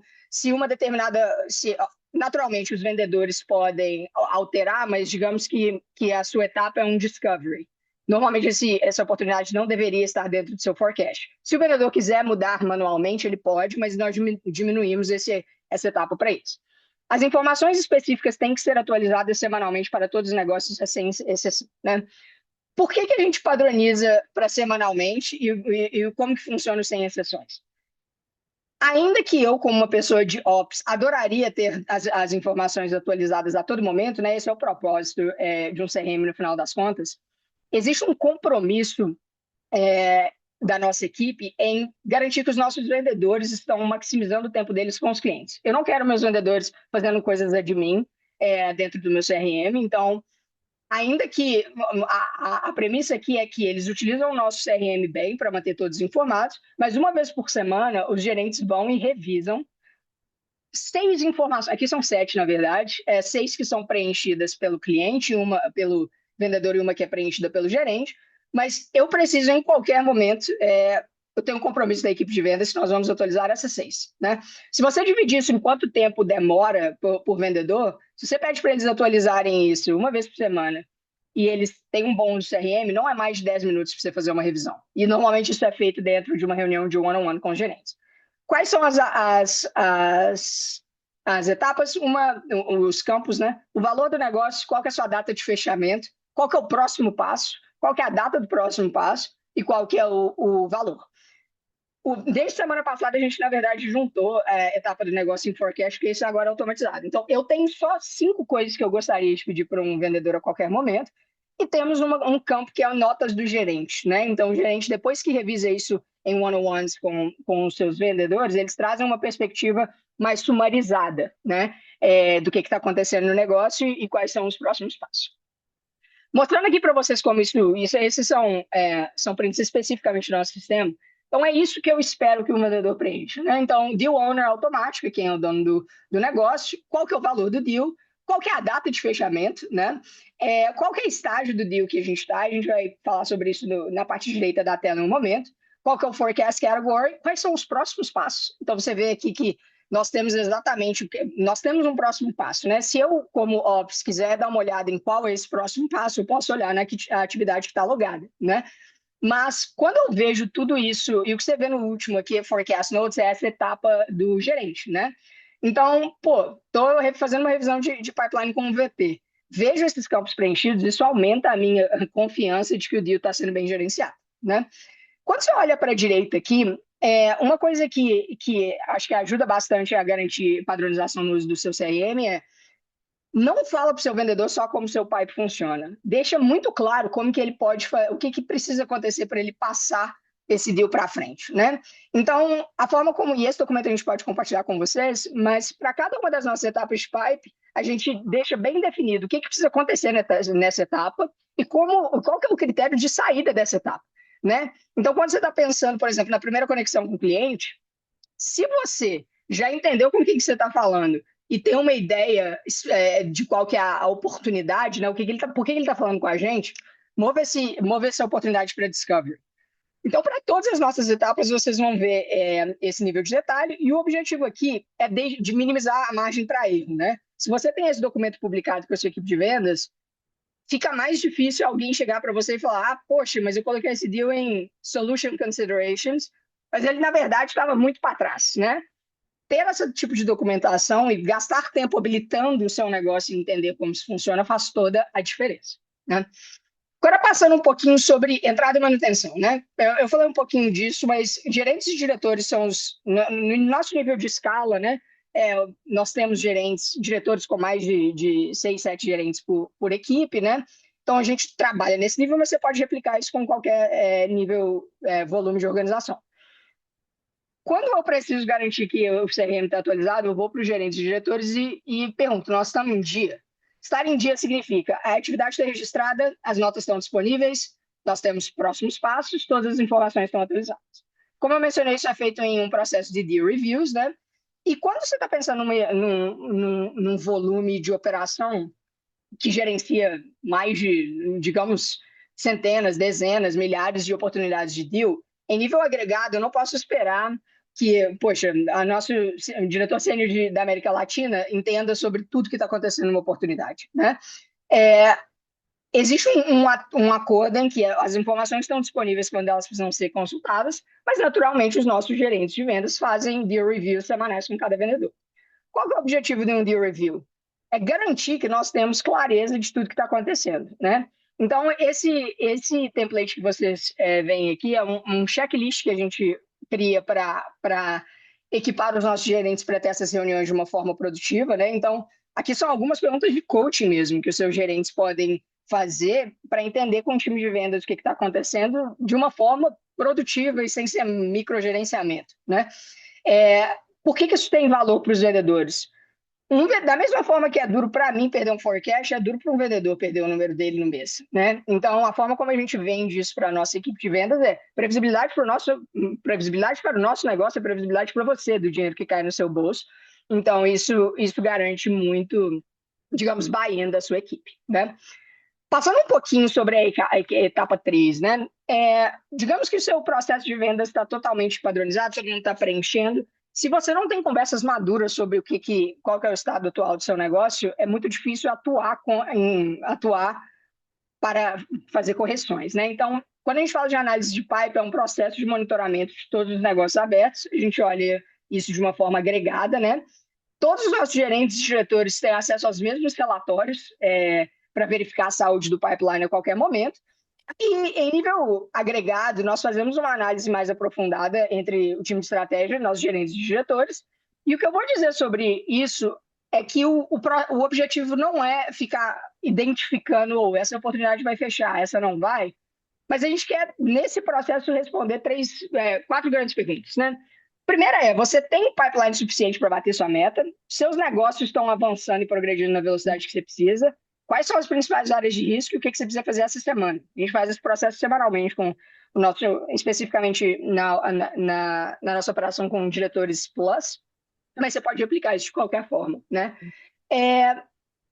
Quando a gente faz esse processo, o que são algumas coisas que, digamos, são acordos entre estratégia e diretores? O meu trabalho não é ficar achando que é pena em um casca de ovo, né? Então, o meu trabalho não é virar para um diretor de vendas e falar, esse deal não vai fechar, né? O meu trabalho é oferecer os dados para que eles possam gerenciar esse pipeline de forma eficiente para que nós possamos ter conversas produtivas sobre o que precisa mudar. Então, esse aqui são algumas esses dados, como eu mencionei, estão disponíveis para todos os nossos níveis de liderança. E o objetivo aqui é que é um material self-service, né? Os nossos diretores podem entrar a qualquer momento e fazer a inspeção do pipeline eles mesmos, né? Então, alguns, como eu mencionei, muitas vezes o que a gente não vê diz mais do que a gente vê, né? Quando você tem negócios, por exemplo, que estão numa etapa de forecasting correta, eu preciso garantir que existe um líder de vendas revisando isso, né? Negócios que foram empurrados mais de 3 vezes, né? Para quem trabalha com ops aqui, internamente nós já tivemos casos de, poxa, um negócio foi empurrado 40 vezes.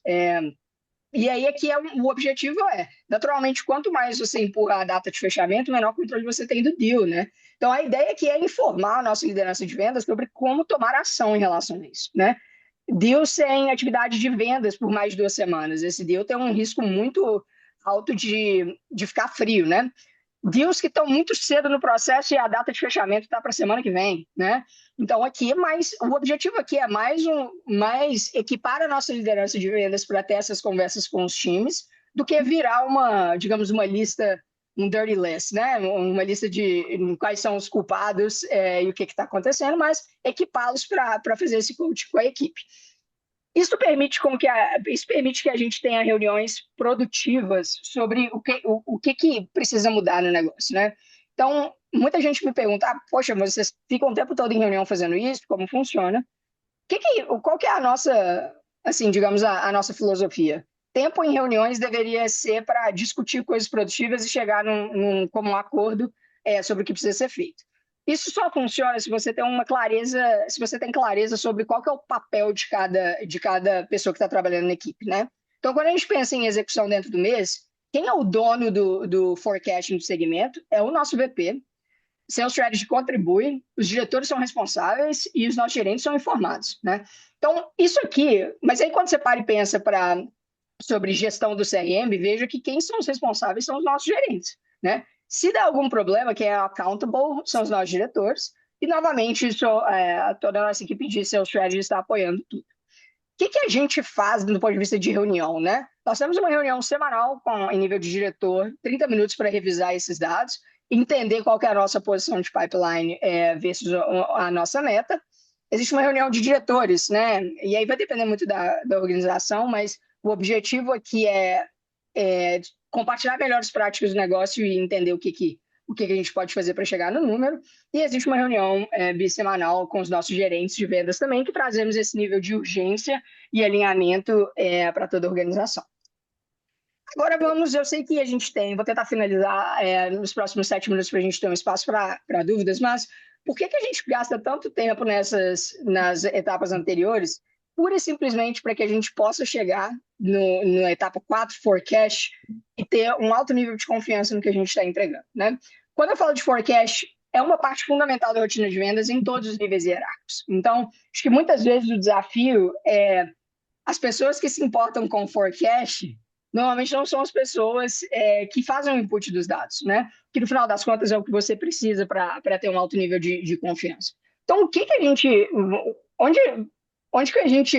como que a gente chegou no ponto que a gente está hoje, né? Nós tornamos previsibilidade e forecast uma parte fundamental da nossa cultura, né? Então, em todos os níveis hierárquicos, existe uma preocupação em trazer essa previsibilidade, porque temos um comum acordo de que isso é bom para todo mundo, né? Então, nós temos um forecast em nível de rep, em nível de gerente, em nível de diretor, até o nível de VP, que reporta para o nosso CEO e CFO. Então, esse é o nível de seriedade que a gente traz para isso, né? O papel de RevOps é avaliar os riscos e fazer essas projeções semanais, novamente para orientar as ações dos líderes de vendas, né? Eu não quero fazer um forecast negativo e chegar no final do mês e dizer que eu estava certa. O objetivo é absolutamente o oposto, né? Se o seu outlook da primeira semana para a quarta muda e o resultado é positivo, significa que você tem uma ótima parceria com a sua liderança de vendas. Beleza, Malu, excelente, mas quando você fala de forecast, o que você usa de dados, né? E a realidade é que nós usamos muitas coisas. O segredo da nossa acurácia de forecast é ter modelos triangulados, né? E aqui eu vou trazer para vocês alguns tipos que vocês podem adaptar de alguma forma na sua empresa. E o primeiro deles aqui, vocês vão ter disponíveis dentro de um CRM, né? Se for um bom CRM, você consegue ter um weighted pipeline. Então, quando você está pensando em modelo de forecast, você pode olhar para isso de algumas formas. Um é o que você sabe que está no seu pipe agora, né? Então, vamos supor que você tem, poxa, $100 mil em pipeline, sua taxa de conversão é 50, historicamente, então você pode falar que um forecast seria de 500 mil, 500 mil se for 100 mil que a gente estiver falando. Segunda forma de olhar para forecast é velocidade de tração, né? Se você tem uma operação de vendas previsível, nós temos, no caso, nós temos uma boa perspectiva sobre qual percentual da nossa meta, né, ou do que a gente acaba entregando, a gente fecha por dia. Talvez isso não seja tão digamos, é, tão correto se você tem um ciclo de vendas mais longo, mas você pode pensar aqui qual que é o momento do quarter, segunda semana do mês. Normalmente eu fecho X% da nossa receita no quarter. Para estimular, para estimar onde você vai chegar, né? Esse seria um modelo de velocidade de tração. O terceiro é a produtividade do seu time de vendas, né? Digamos que esse ano você tinha 5 vendedores. Ano que vem, você vai ter 10. Necessariamente, você vai gerar 2 vezes o seu pipeline, certo? Errado. Não necessariamente. Porque os vendedores que vão entrar, eles vão entrar novos na empresa, então eles vão ter um nível de senioridade mais baixo. Então, quando a gente pensa para produtividade de vendas, a gente está sempre triangulando o número de reps que você tem com a produtividade histórica deles pelo nível de senioridade. Inclusive, é muito comum você dobrar o tamanho do seu time de vendas e não estar vendo, digamos, um resultado equivalente, né? Duas vezes seu time de vendas não significa necessariamente 2 vezes a receita. E o quarto ponto, e esse é super interessante, é humanos, né? Então, o forecast é uma arte, uma ciência, e o motivo para isso é que, no final das contas, os seus dados só são tão válidos quanto as pessoas que estão preenchendo. Então, quando a gente fala de modelo de forecast de humanos, nós temos um call de forecast dos gerentes, que é a soma de que os nossos gerentes estão falando que eles vão fechar, diretores, VPs, e a gente triangula esses resultados. Por que é legal você olhar para, digamos, gerentes versus diretores, né? Não é para chamar inconsistências, mas é para entender o nível de tolerância que a sua liderança tem, né? Quem aqui já trabalhou com um gerente que escondeu um deal até o último dia do mês? Até o último dia do mês ele falou assim, poxa, não tenho certeza se vai fechar, né? Aí chega o último dia do mês, fecha, né? Então, normalmente, os seus diretores, né, talvez tenham um nível de accountability maior e dentro do resultado, e a ideia é justamente ter conversas produtivas sobre isso. Seus diretores estão falando que a gente vai fechar em 105, os gerentes estão falando que a gente vai chegar em 100. Isso é um risco ou um indicativo de conservadorismo dos seus gerentes, né? Isso é uma conversa produtiva. Não é uma conversa produtiva você falar, poxa, seus diretores estão falando que você vai fechar 5% a mais, corrija. O interessante, e eu acho que a principal competência de RevOps é trabalhar com vendas de um lugar de curiosidade, né? Então, desde que você possa ter essas conversas, e isso tudo é informado por um bom modelo de forecast, é super bacana. Essa tabela aqui, gente, a Karina sempre brinca comigo que eu acho que essa é uma tabela muito interessante para quem é de Ops, né? É um pouco difícil nos olhos, mas o que eu estou mostrando para vocês aqui é que o modelo de forecast de sales strategy, ele é um modelo de alta acurácia, porque é triangulado, né? Então, a gente pega todos esses tipos de modelo e, dependendo da semana do mês, a gente atribui um peso para isso, né? Por quê? Porque dependendo do momento que você está no mês, você vai confiar mais num do que no outro. Exemplo, pega um exemplo típico do final do ano, né? O final do ano fechou no meio de uma semana e aí muitos vendedores tiraram férias, né? Eu vou confiar muito no meu pipeline na primeira semana? Realmente não, existe um grande trabalho em limpar esse pipe, né? Então, ter um modelo de forecast que é triangulado assim, vai te ajudar bastante a identificar risco e trazer uma maior previsibilidade do negócio. Quando você vê a distribuição aqui à direita, essa é a tabela que gera as nossas discussões em relação ao forecast. Então, os nossos VPs estão falando que a gente vai fechar 3 cifras, nosso pipeline está falando que é uma só, o modelo triangulado são 3. Então, eu posso fechar desde 1 a 3 cifras, ou 4, né, no caso. A média é 3. Então, se você consegue responder a pergunta de onde você vai fechar no mês com esse nível de dados, é mais importante você demonstrar, eu diria que é muito mais importante você demonstrar controle sobre a sua operação, para que você possa virar e falar, poxa, olha, esse modelo está falando que meu pipeline está curto. O que eu vou fazer? Criar pipeline, né? Poxa, meu modelo de produtividade está falando que eu vou fechar menos. O que eu preciso? Preciso lançar aceleradores ou incentivos para os vendedores irem acima nesse momento, né? Meu modelo de velocidade está baixo. O que eu vou fazer? Poxa, eu vou lançar um contest, como seria contest? Vou lançar uma promoção com os meus vendedores um incentivo para que eles fechem o maior número de oportunidades nos próximos 3 dias, né? Então, novamente, o objetivo aqui não é gerar complexidade, mas é informar a sua leitura do negócio. E quando você chega nesse nível de, digamos, detalhe e confiança por meio dessa triangulação de modelos, você demonstra um controle muito maior da sua operação. Então, pessoal, eu falei, se as minhas contas são corretas, estou falando que tem 37 minutos, talvez muitos de vocês estejam assim nesse momento, né? Muita informação, obviamente a HubSpot é uma operação de alta escala, né? Talvez a pergunta que vocês estejam fazendo é, pô, legal, Malu, não tem um time gigante, não é uma equipe exclusiva para estratégia de operações, né? O que você sugere que eu faça no meu negócio? Todas as coisas que eu trouxe para vocês, pessoal, pode ser replicada em qualquer nível de operação, desde que você siga esses passos. Se hoje eu tivesse um grande problema de padronização do meu negócio, do meu CRM, a minha sugestão seria simplificar, documentar claramente as expectativas e treinar a sua equipe, né? Como profissional de vendas ou Ops, vai te tomar no máximo 1 hora para fazer um Google Docs com quais são as etapas do seu processo comercial. A gente usa a mesma desde 2000, desde que eu entrei, pelo menos, na HubSpot, é o mesmo documento, desde 2022, né? Então, é um ativo que você cria e garante a simplificação e diminuir a margem de interpretação, né? Segunda coisa, entrada e manutenção. Alinhe a sua gestão, a sua expectativa com o seu time de vendas com a rotina do vendedor. Se você pedir para o seu vendedor preencher 54 informações, a chance dele preencher as 54 é baixíssima. Então, alinhe com a liderança quais são, de fato, as perguntas o que você realmente precisa saber, né? E alinhe isso à sua rotina dos seus vendedores. Temos de análise de pipe, coloque uma reunião no calendário, né? Então, agende reuniões especificamente para discutir onde você está, o que precisa mudar, né? Menos no interesse, mesmo quando as coisas estão boas. Acho que é muito comum quando você está batendo sua meta de vendas não falar sobre qual que é a sua posição, né? Quando você traz essa consistência, você faz seu time se importar e você traz isso para a fábrica da sua operação e da sua equipe, né? E forecast de resultados, acho que a primeira coisa é conduzir revisões, né? A responsabilidade vem só quando você fala sobre onde você fechou no mês passado, né? E uma outra coisa que é muito pequena, mas celebre resultados. Todos os meses, para os nossos gerentes que chegam mais próximo do forecast deles, eu mando um Slack para eles. Poxa, cara, legal. O que você está fazendo diferente no seu time? Né? Isso incentiva a consistência. Não custa nem R$1 eu mandar essa mensagem para esse gerente, mas eu ajudo a criar uma cultura de forecast. Então, pessoal, nós vamos compartilhar esse documento. Agora acho que a gente pode mudar para Q&A.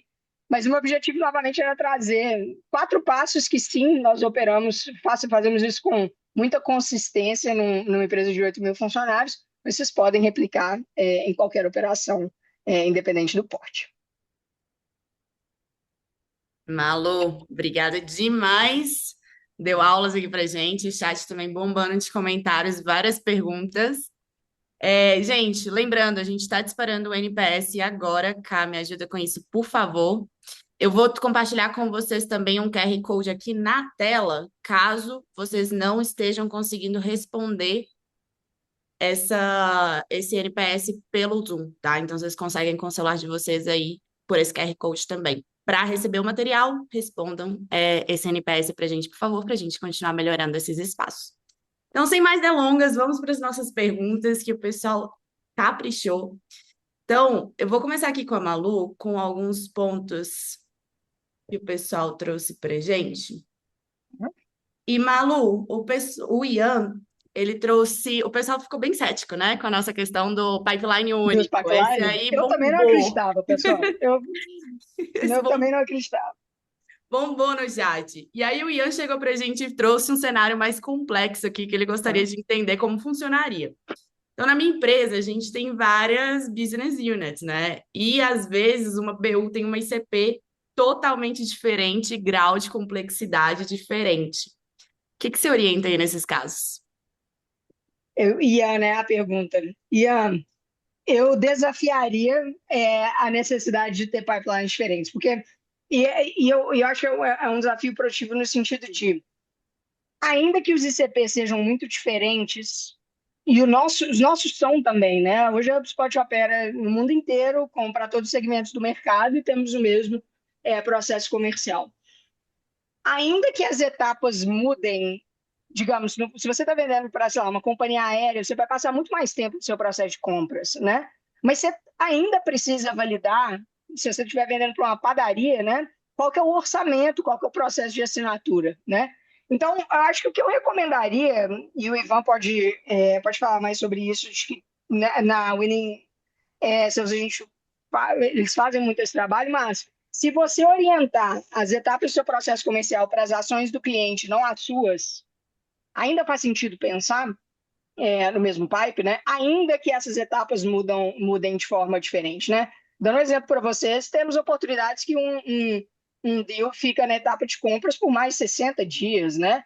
E se você está negociando com uma empresa muito pequena, é possível que todas as etapas passem no mesmo dia, né? Mas se você focar e tentar entender em como isso acontece do ponto de vista do cliente, talvez você é, é, consiga chegar pelo menos num ponto mais alinhado. Pô, Malu, estressei a hipótese aqui, não consegui. Se você tiver pipelines diferentes, tenha uma padronização sobre o que acontece em cada uma dessas etapas, né?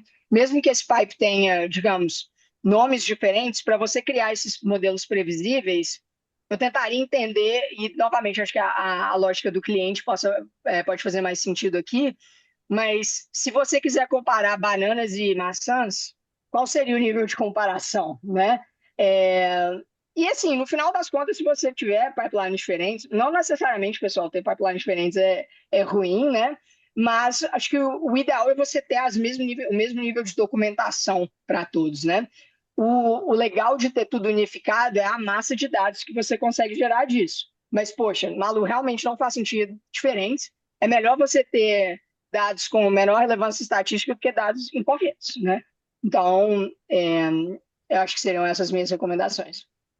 Boa. Deixa eu dar um pitaco aqui a mais.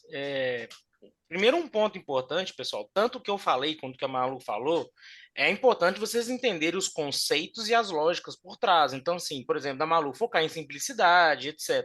Mas não é só porque o HubSpot tem só um que obrigatoriamente todo mundo tem que ter, né? Esse é um ponto importante. A HubSpot é uma empresa que atua, sei lá, em múltiplos países com milhões de pessoas. Será que essa é a mesma complexidade da sua operação, né? Então, tente entender um pouco dentro do seu contexto o que faz sentido com as melhores práticas que a gente passou aqui, mas é importante entender isso. E o segundo ponto, em cima do que a Malu trouxe, que é um ponto importante, as etapas do pipeline não significa que todos os processos de vendas vão ser exatamente iguais.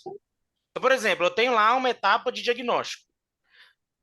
Eu posso ter um diagnóstico mais rápido, que o vendedor fica ali uma reunião só, ou eu posso ter um processo mais longo para enterprise que continua sendo diagnóstico. A diferença é que, às vezes, o cara vai fazer 2, 3 reuniões dentro daquela etapa. Entende? Então, assim, isso é até importante para entender número de reunião.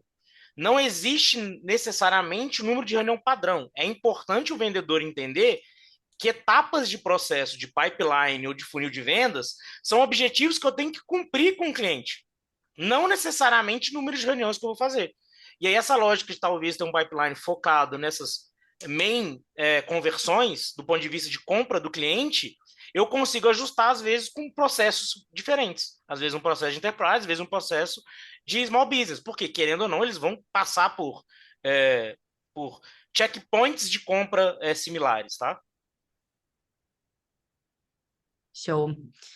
Gente, o Charles trouxe para gente um questionamento sobre como a gente trata a venda de diversos produtos, porém em momentos diferentes para o mesmo cliente.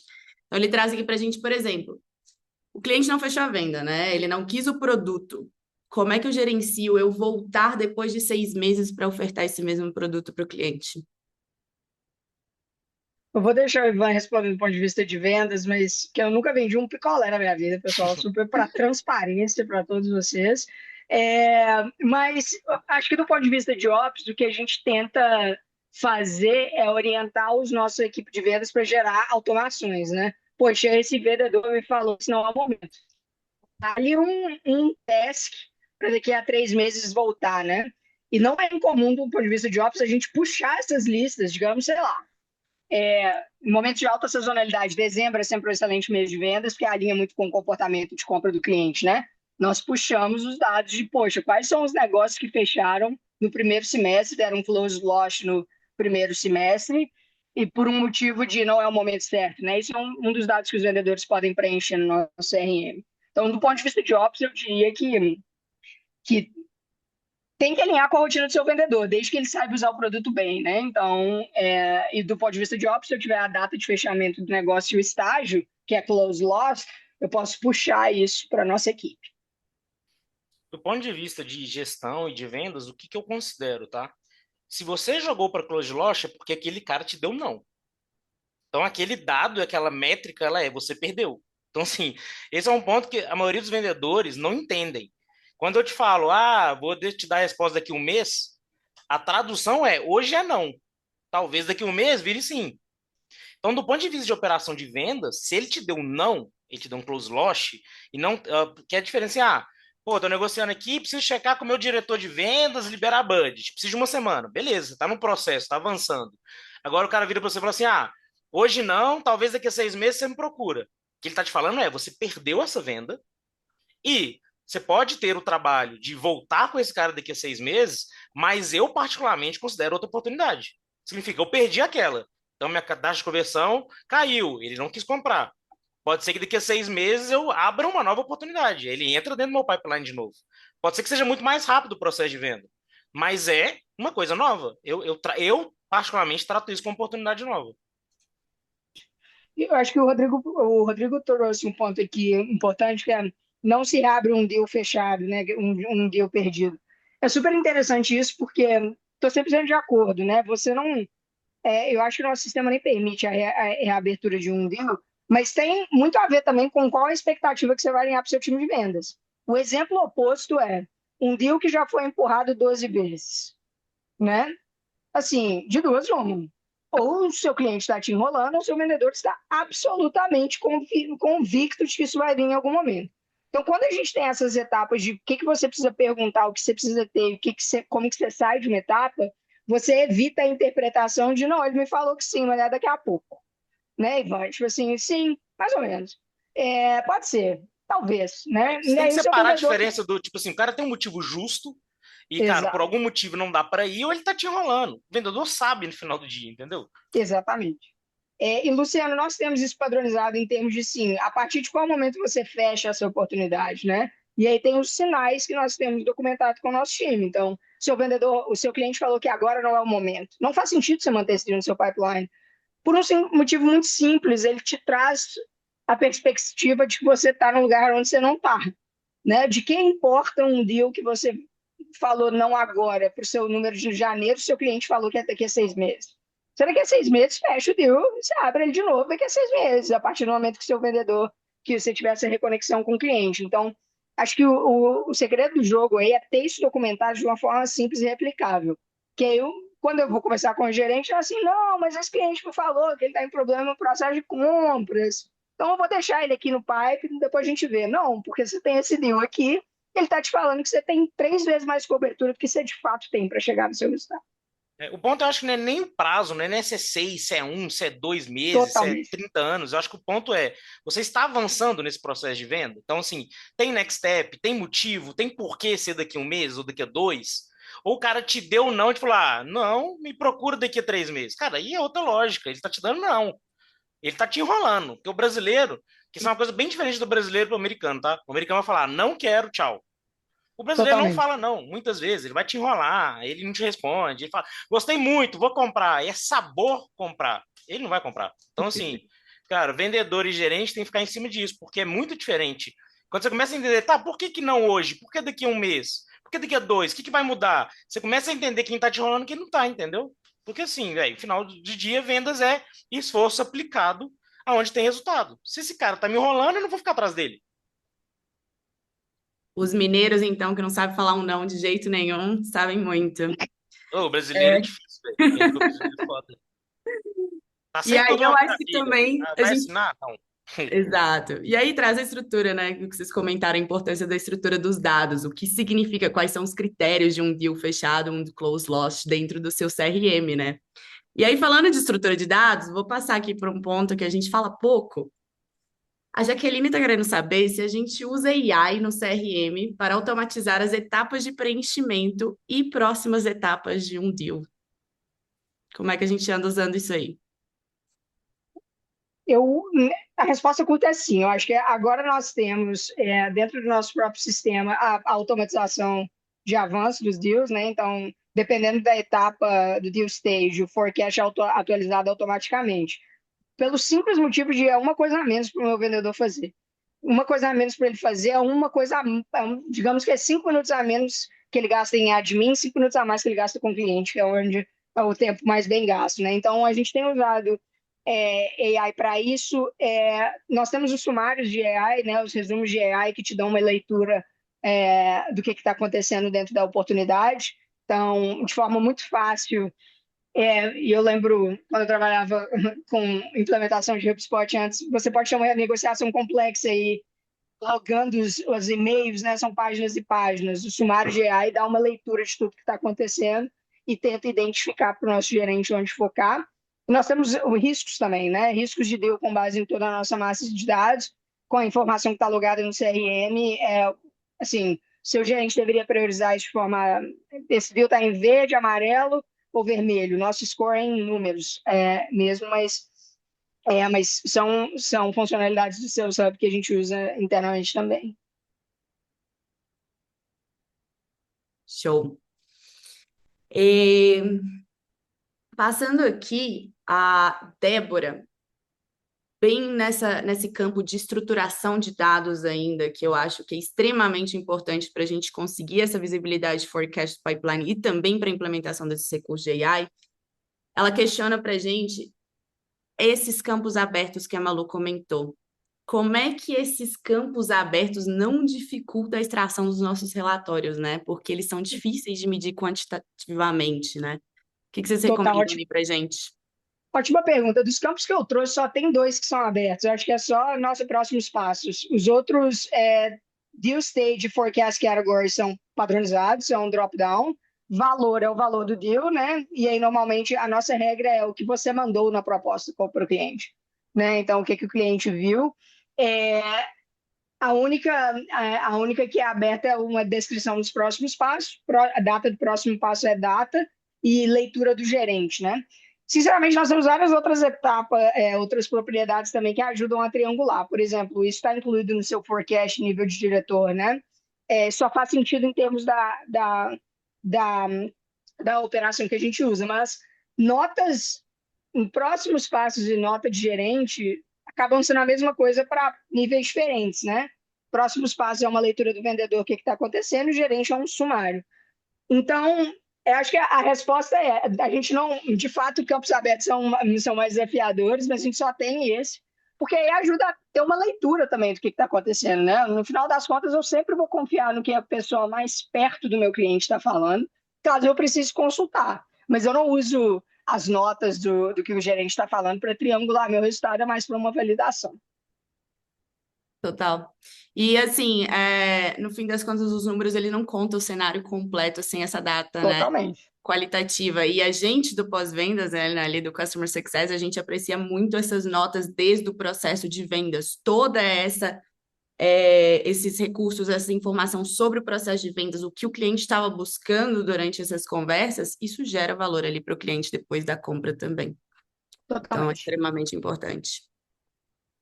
Show! A Caroline, ela trouxe para gente, Malu, especificamente sobre como a gente lida com o percentual previsto por etapa, se a gente lida com um perfil diferente de cliente dentro do mesmo funil. Então, a gente está trabalhando com ABM, a gente está trabalhando com inbound, outbound. Acho que o Ivan e talvez até a Letícia consiga trazer um pouquinho aqui de ideias de como gerenciar essa visibilidade. Letícia, quer falar primeiro?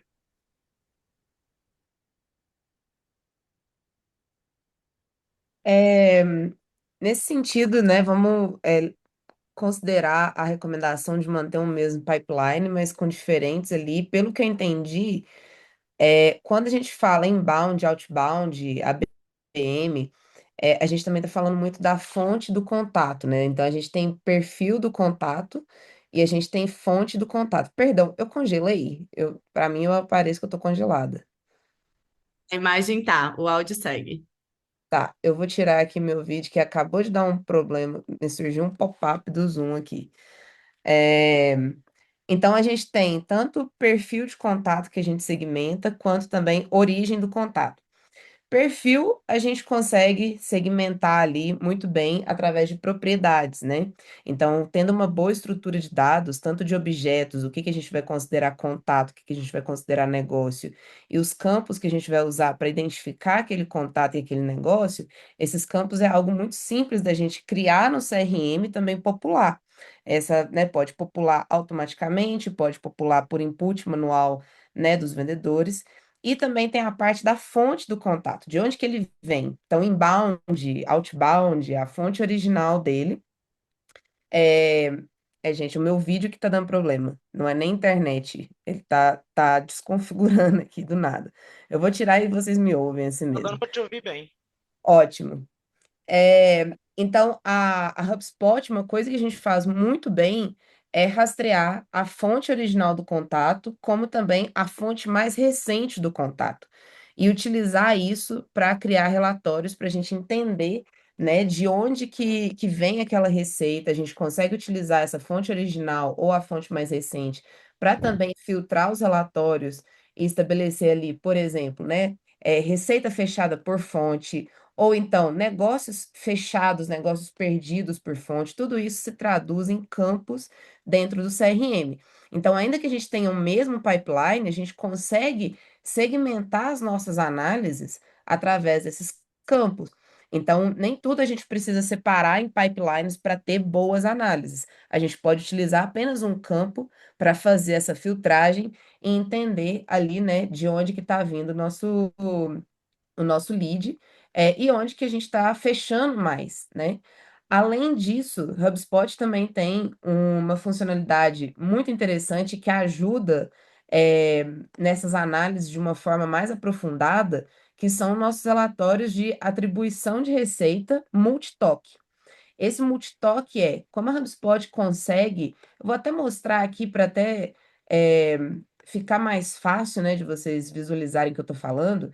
Como a HubSpot ela rastreia muito bem tudo que o cliente está fazendo com você e você está fazendo com o cliente, todas as interações na parte de marketing, né, landing page, CTA, etc., como também todas as interações que vendas têm, chamada, e-mail one-on-one, tudo né, e-mail que o vendedor envia, como a gente consegue rastrear tudo isso, registrar, estabelecer uma jornada do cliente centralizada, a gente consegue transformar isso em relatório multitoque.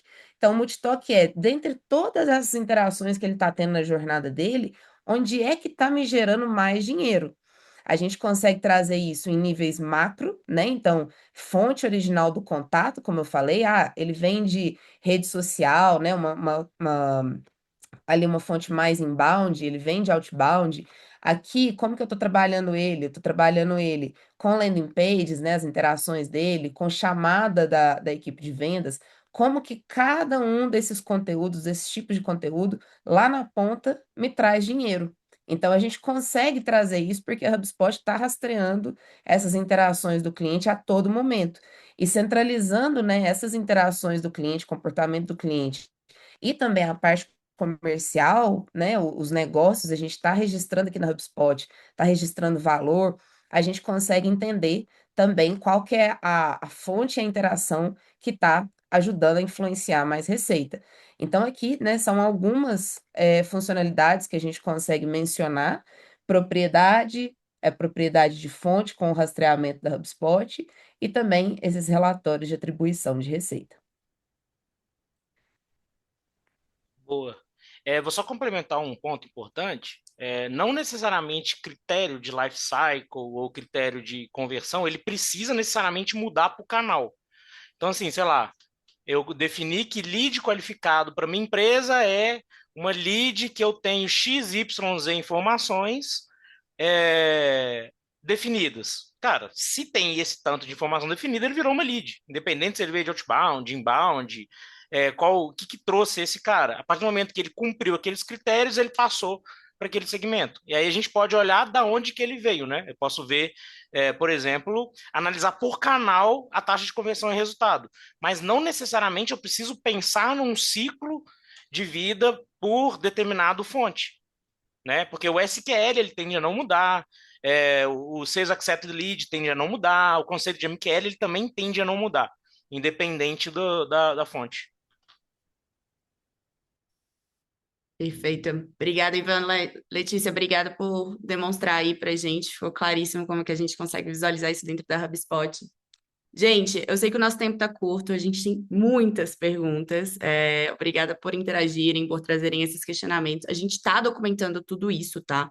Então, se a gente não conseguir passar por todas as perguntas aqui, o que muito provavelmente vai acontecer, a gente vai mandar por e-mail, tá? Essas respostas para vocês. Então, não se preocupem que vocês vão escutar da gente com essas informações. Eu não poderia fechar aqui sem eu passar com o Ivan algumas perguntas sobre o ACV, assim, que eu acho que foi um dos pontos mais perguntados ali no chat. E assim, o Daniel, o Diego, o Ramon, eles questionaram bastante, outras pessoas também questionaram bastante, assim, uma ideia de valor médio desses ACVs. Quais são esses parâmetros de referência para definir um baixo, um médio, um alto e um estratégico? E também, se você recomendaria ter um ICP para cada um desses ACVs. Boa, vamos lá. Primeiro, acho que num dos primeiros slides eu passei que normalmente a gente considera um ACV, tá? Então ali tem até 12 mil, isso é um ACV baixo, entre 12 e 100 já começa a subir. O mais importante, pessoal, não existe uma linha de corte. Então, assim, esse é um ponto que é muito importante vocês entenderem. Eu mudei de 12 mil para 13. Cara, não, vou para o próximo motion. Não, não é assim que funciona. Você tem que entender a lógica de dentro do seu contexto. Então, igual eu dei um exemplo, eu tenho um cliente que ele tem um ticket alto, ele faz aluguel de carro. Então, assim, eu acho que é 100 mil o ticket médio deles. Só que é um processo de vendas mais simples, porque não precisa envolver múltiplos stakeholders, não tem levantamento de requisito técnico, não tem proof of concept ou proof of value. Então, é uma venda simples. Então, ele já entende, pô, meu ACV ele é alto, mas minha venda é simples. Então, eu vou pensar em estratégias mais de volume. O ponto importante é entender essa dinâmica, tá? Mas quem quiser ter uma indicação, né, de ACVs recomendados, num dos primeiros slides que eu passei está lá dividido. O que seria considerado baixo, médio, médio alto, alto e estratégico.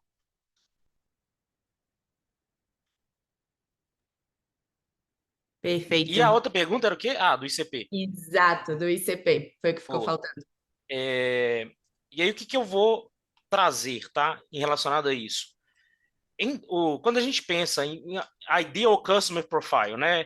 Ele tende a variar sim, a depender do meu objetivo, do que eu vendo. Por exemplo, eu tenho dentro eu já tenho um produto mais maduro, e aí dentro desse produto mais maduro, eu tenho um ticket alto que é para operações grandes, e aí eu tenho que envolver múltiplos ACVs. O que eu recomendo entenda a sua maturidade. Então, assim, é muito diferente eu responder isso para uma empresa grande, que tem vários times diferentes, cada time cuidando de uma operação. É quase como se dentro da empresa dele tivesse vários business units, né? Onde cada uma dessas business units ele tem dados, estrutura e time diferente, e foco diferente. Então, o que eu digo de, assim, regra de bolso? Se você é uma empresa um pouco mais inicial, ainda você não bateu ali 100 milhões de ARR por ano, tende a focar em um ICP só, tende a focar naquele ICP seu que te traz mais resultado, né? Quando a gente fala em persona, aí é um pouco diferente, tá? Porque muita gente confunde, às vezes, persona e ICP. Muitas vezes, quando eu falo de persona, é mais fácil eu ter um só.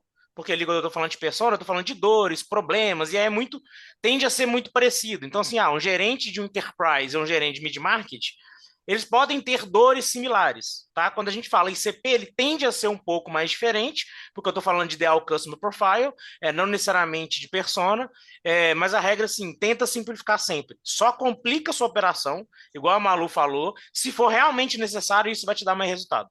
Se não for, vai pelo básico. Show. Ivan, Malu, Letícia, muito obrigada por compartilhar a expertise de vocês aqui hoje. Pessoal, obrigada aí quem ficou aí até o final, já 6 horas da tarde. Acho que, assim, uma conclusão que a gente pode tirar aqui é que realmente cada negócio tem sua própria realidade e vão ter ajustes nessas estratégias, né? Tem objetivos que a gente quer alcançar, mas a gente tem especificidades de cada negócio. Então, por isso que a gente tem aqui nossos parceiros, a HubSpot, o Winning Sales, para a gente conseguir a melhor estratégia para vocês. Então, clientes da HubSpot, lembrando, vocês têm acesso ao gerente de sucesso de vocês também, onde vocês podem agendar reuniões e discutir o que vocês aprenderam aqui hoje, entender como que isso pode ser aplicado na prática ali dentro da HubSpot.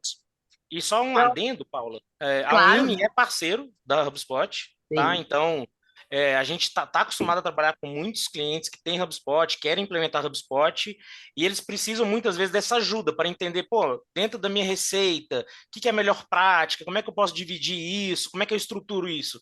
Então, uma coisa que também, quem tiver interesse, né, seja cliente da HubSpot ou quer ser cliente da HubSpot, a Winning também é parceiro oficial da HubSpot e ela consegue apoiar nesses projetos, seja de implementação ou de estruturação.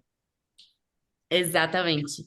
Então, gente, a gente vai estar compartilhando todo esse conteúdo para vocês, gravação, contato da Malu, do Ivan, da Leti, o meu, da Karina, para vocês poderem entrar em contato e ter todas essas informações em mãos.